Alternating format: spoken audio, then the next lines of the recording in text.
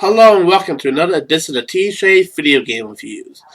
I'm your host T-Shade, and today I'm taking a look at a cult classic, Buffy the Vampire Slayer! In 1992, Joss Whedon sold a script to Hollywood titled Buffy the Vampire Slayer, which became a complete flop. Joss, however, got a second chance at bringing the character to life in the 1997 WB Buffy the Vampire Slayer TV series, starring Sarah Michelle Gellar as the title character. It went on for 7 seasons, 5 of which aired on the old WB network and the last 2 aired on UPN with a spin-off show, Angel, stayed on the WB for 5 seasons. It became a cult hit and is considered one of the best 90s TV shows of all time.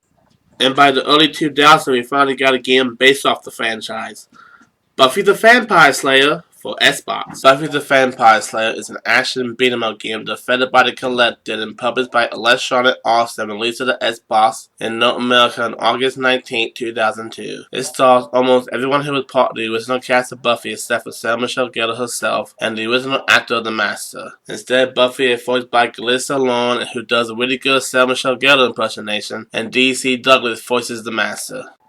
Without further ado, let's dive into Buffy the Vampire Slayer.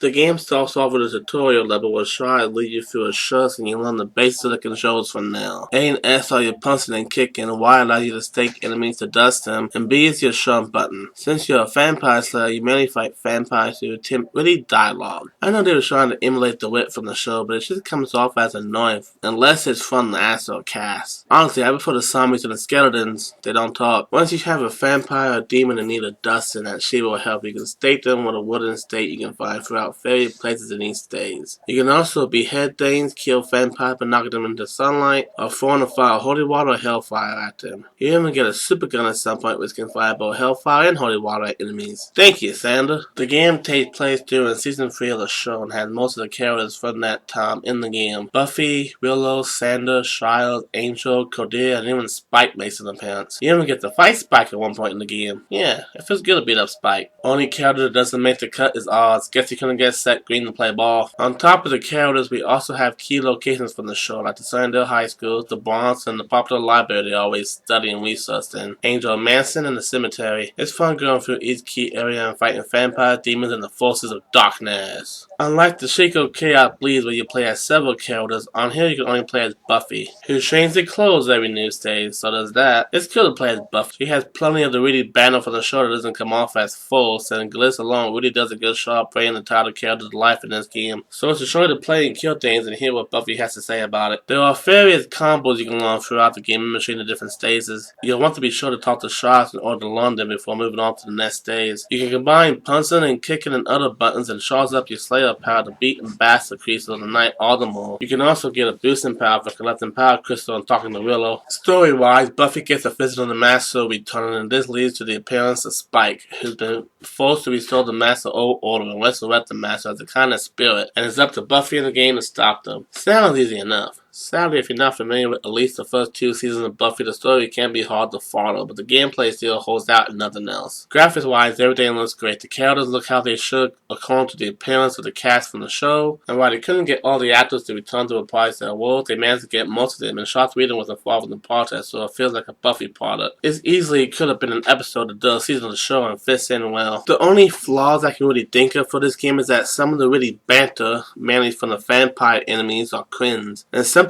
if you aren't careful, Buffy will start a whole combo in the one direction and you'll be open to assault. But I can't tell if that's my fault or the game's controls. Otherwise, it's as near perfect as a game based off a TV property could possibly get. Oh, and don't fret if you don't have the original Xbox to play the game. Buffy the Vampire Slayer is one of hundreds of original Xbox games you can easily play on the Xbox 360. So if you don't have an Xbox already, it's easy just to get the 360 and do the game. Overall, Buffy the Vampire Slayer is a fun action game with plenty of tie-ins and references to the show to make Buffy fans happy by bringing along new players who may not be familiar with the show, but still enjoy a good beat 'em up where you can kill things. All around, I have to say, get it. That's it. This is a T-Shade Reviews. As always, don't forget to like, subscribe if you want to see more videos, share, comment below, and I'll see you next time.